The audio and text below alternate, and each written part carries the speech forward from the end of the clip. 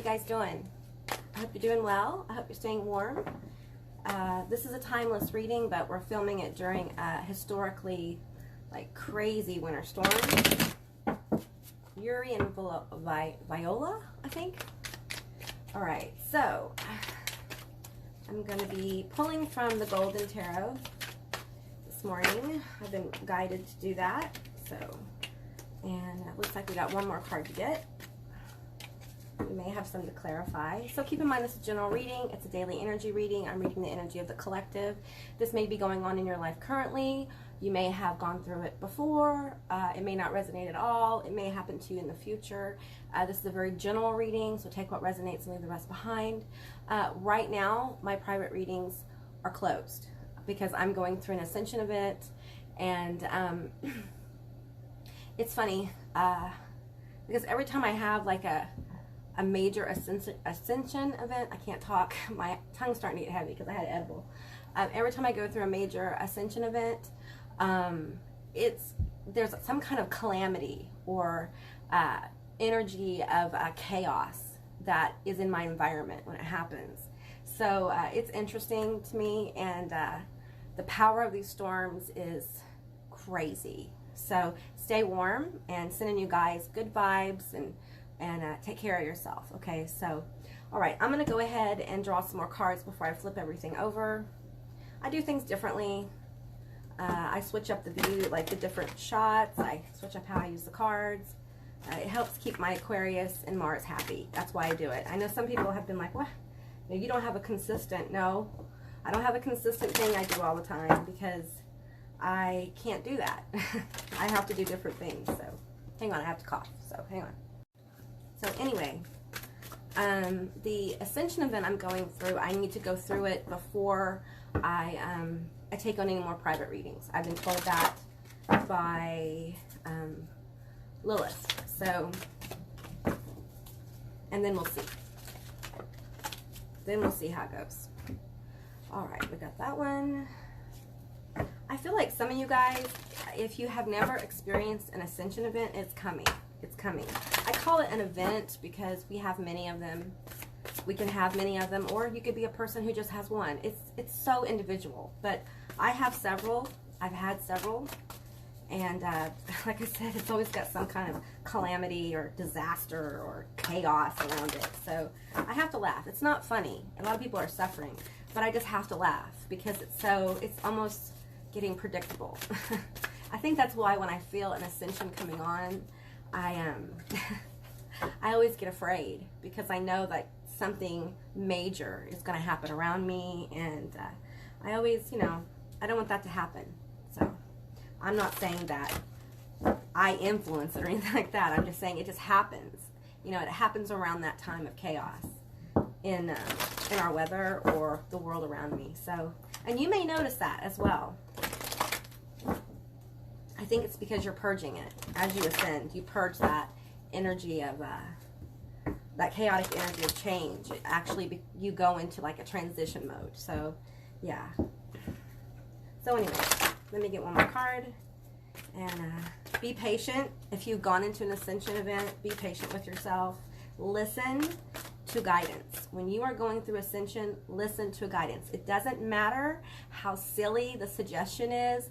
It doesn't matter if they tell you to post something online or to tell somebody something.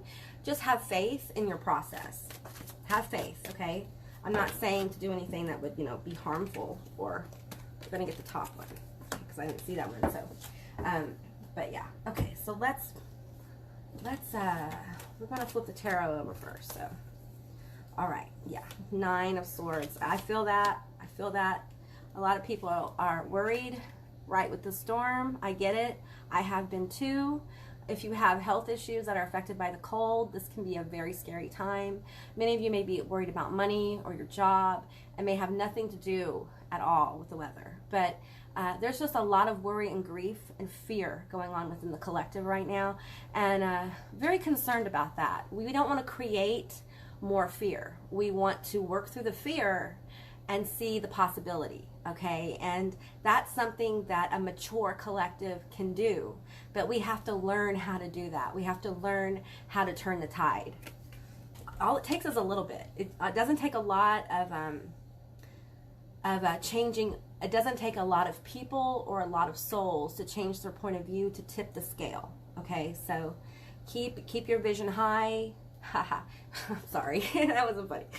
But keep your vision high, and always look for the best outcome. When we let this troubled mind, these sleepless nights where we can't stop thinking about what happens, what if,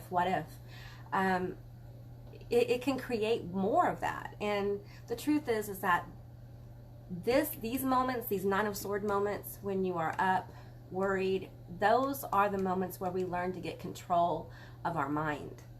When you are triggered this way, allow the truth of you to come forward and guide you into peace, okay? Guide you into calm, all right?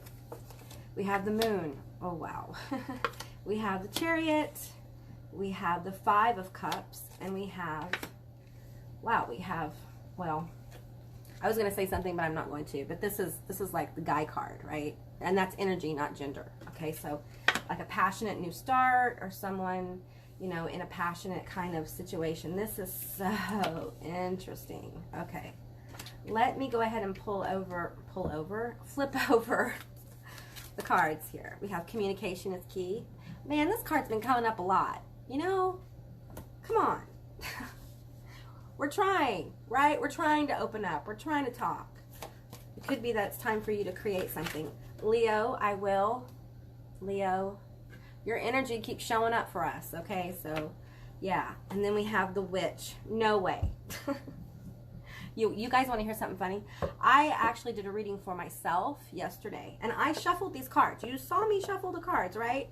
And these two cards came out for me. So, the Witch, the earthly weaver of the world. So this is about creating your reality and being really proficient at it. And this is like people learning how to use their Leo, I will, to change up, to change frequency. That's what, yeah, I'm feeling that with the Five of Cups.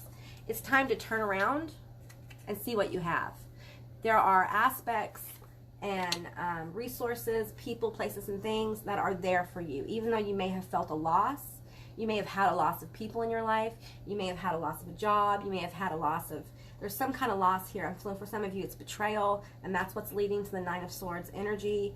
And Spirit is coming forth with keep your head high and keep manifesting, okay? Now, that doesn't mean keep putting energy into creating it. There is a lot of energy that's already been put into what you want to create. So it's time to get into the receiving mode, and that's very difficult to do when you're in a Nine of Swords energy and a Five of Cups, okay? When you're looking at the spilt milk, when you're looking at the what happened, how did it happen, you're still in that moment of the happening, of feeling the betrayal or feeling the loss, feeling the lack, not being able to see what you have. And it's vital that you turn around. And I'm being pointed to the communication key. So this is New Moon in Gemini. And I feel like it's time for you to say the things that you need to say, okay? For many of you, you have been getting hits from Spirit saying, it's time. It's time to talk about these things. The Moon card for me. I'm feeling like there is, there's some very deep connections to some pain, and for some of you, this is needing to tell someone how you feel, okay? And that could be love. It could be professions of love. I'm feeling that with these cups, like this energy standing behind, seeing someone suffering and loving them, and feeling like, is this time? Is this time? Is this time to come forward? And there's movement here. So it's also time for you to dig deep into the things, the gifts, abilities, emotions that you do have, the people who are around you, who love you, who have been there for you, okay? It's time for us to lean on each other as a community. And it's really weird because I'm being pulled to the Chariot card here, which has these two sphinx that represent the yin and yang of the universe. And it's like balancing energy that has movement, that's going to move you forward into this new state of being. I'm feeling a state of being with the Ace of Wands here. Passionate, bright, cheerful, Leo energy here, doing what you want to do, but in a loving, compassionate way, really allowing yourself to come forward, and these hidden aspects that possibly you have held back come forward. It's like the truth of you coming forward, because I feel like for many of you, there is something powerful on the horizon, and that's why a lot of us are going through so much, because spirit, your guide, the universe, your subconscious, however you vibrate, is trying to get you ready. When you ask for alignment, you get it many times, and the universe is very efficient in how it moves energy. It's not going to waste energy moving things around. So sometimes things happen at an explosive rate, especially with levels of ascension. And many times the event has happened. I'm not sure why I'm going into this, but just hear me out. A lot of times the ascension event happens, yet our consciousness isn't fully aware of it. We're aware that something is happening. There is a higher, different, I don't like the higher, lower,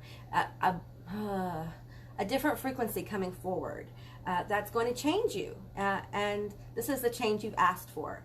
But because we do work in the constructs of our mind, the spirit's not going to overwhelm it, okay? It's going to come in as you're ready. So be patient with yourself. So it's important to know that spirit's trying to bring things forward for you, and perhaps listening to the body, listening to the vessel when it tells you to sleep, when it tells you to drink something, you know, all within good judgment, okay? Take some vitamins, things like that. Listen, I have to tell you that the most powerful times of healing for me was when I did exactly what spirit guided me to do.